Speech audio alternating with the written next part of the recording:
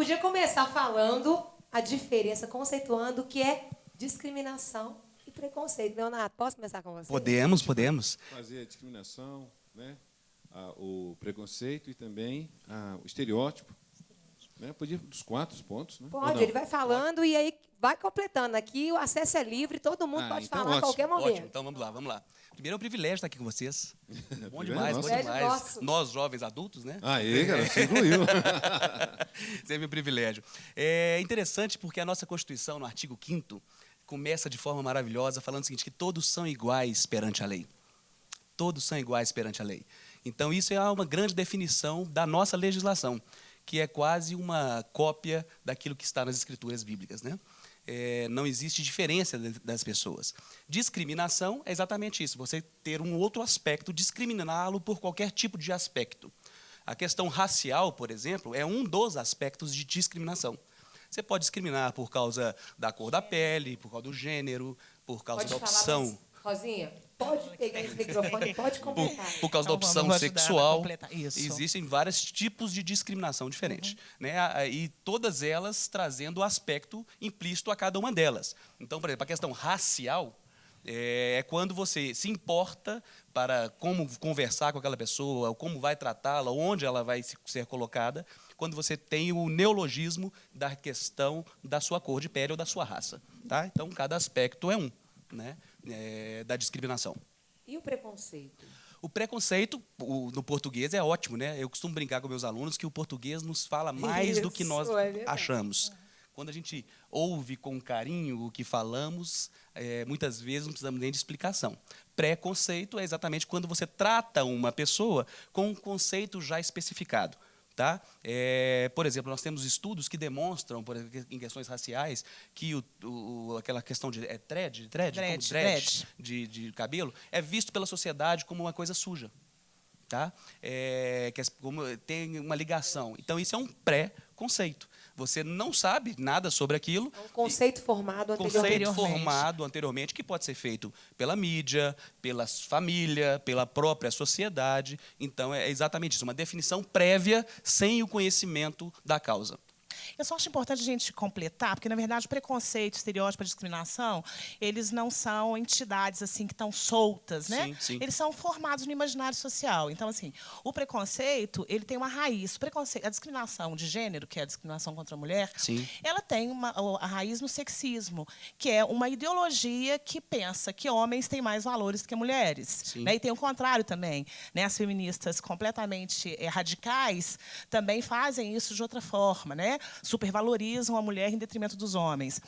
O racismo, ele é a fonte da discriminação racial. E com relação à discriminação, é muito interessante colocar o seguinte, né?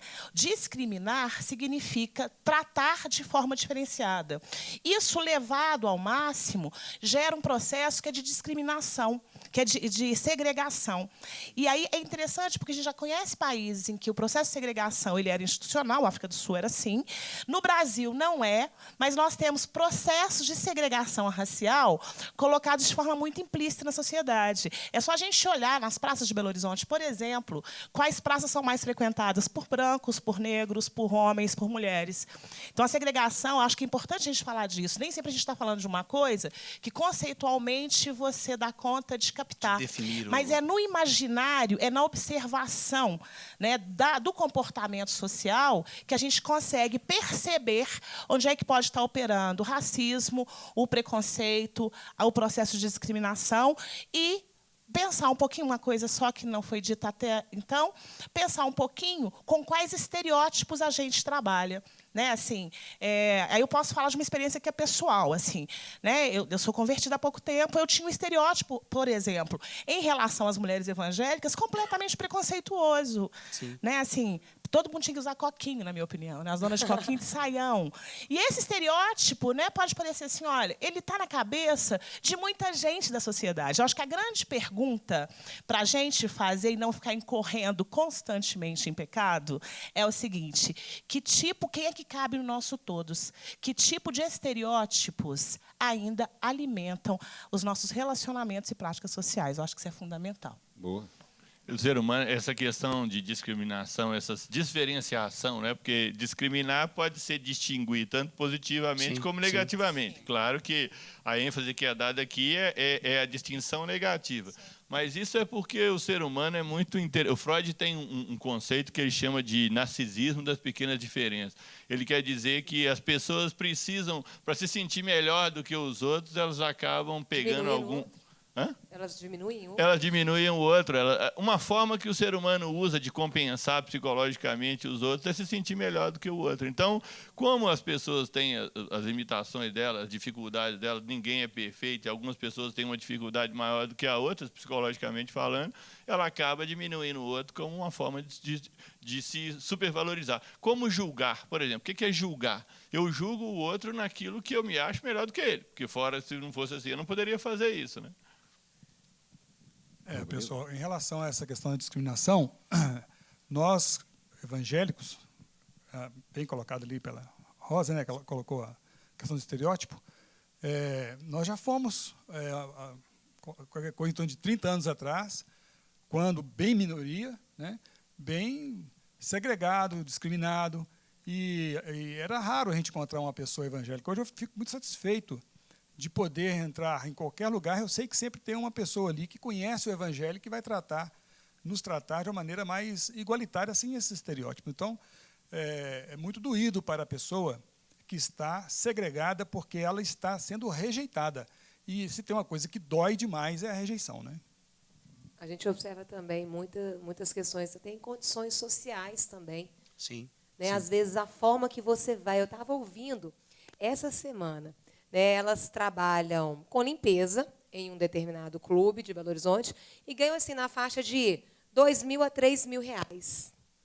E ela tinha o dinheiro todo na bolsa, porque ela chegou na loja e não estava, às vezes, tão elegante quanto eles imaginavam, o pessoal não quis vender para ela. E uma outra, ela estava com um sapato, eram 3 conversando, e aí elas começaram a me contar. E eram 3 conversando, e uma delas, andando na rua, ela arrebentou a sandália. Então, ela acabou tendo que andar com um sapato e o outro arrebentado. Quando ela chegou na loja, a dona falou assim, você não pode calçar o sapato, porque seu pé está sujo. Ela falou, mas ele está sujo porque arrebentou. Eu estou aqui para comprar um sapato novo. E não foi vendido para ela esse sapato, porque o pé dela estava sujo. Mas, na verdade, era todo um conjunto. Né? Não foi simplesmente... Então, a gente vê isso muito na prática, e elas me contando, né, super... sentidas, e foram a outras lojas onde elas foram bem recebidas para poder resolver a questão. Agora, interessante, Léo, a pessoa não pode proibir de vender, né, legalmente? De forma alguma, de forma alguma. Um estabelecimento aberto, por mais que ele seja privado, se ele está com a porta aberta, você tem que atender a pessoa ali de qualquer jeito. Inclusive, não pode nem proibir a utilização de determinadas práticas de venda, né? Até mesmo aquela limitação, né? Você só pode comprar tantas coisas, tantas caixas, até isso é muito questionável, porque a pessoa está ali dentro, eu quero comprar todos os seus sapatos. Não, só pode vender 2 pares para cada pessoa. Até isso é extremamente questionável. Então, é óbvio que ninguém pode limitar o tipo de atendimento. Isso é totalmente discriminatório e caberia uma ação de indenização. Né? Quando que o preconceito leva à discriminação? Porque ele pode gerar. Né? E a discriminação, ela é penalizada.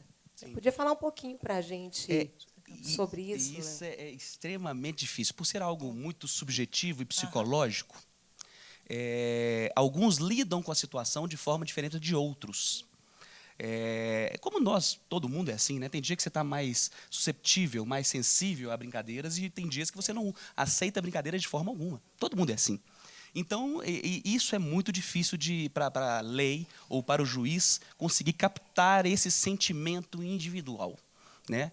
Então, mas a discriminação, tudo aquilo que é considerado que foi proibitivo ou limitador ao seu direito, cabe-se pena. Ou cabe-se pelo menos um tipo de indenização. Existem 2 tipos distintos, a reparação civil e a reparação criminal. São 2 tipos totalmente distintos. Por exemplo, nós tivemos um caso há alguns anos em Belo Horizonte da loura burra.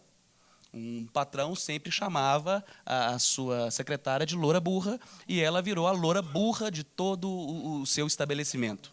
E quando ela foi demitida, ela ingressou judicialmente e pediu uma reparação civil, trabalhista indenizatória.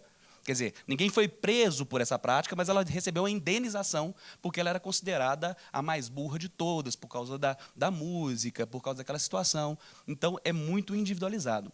O crime, por exemplo, de racismo, que é um crime que tem uma conotação interessantíssima, inclusive histórica, e eu estava brincando ali, brincando é até um termo ruim de se falar, com o Dr. Dalton e com o amigo Robledo, falando que, infelizmente, o racismo é uma mancha na história do mundo.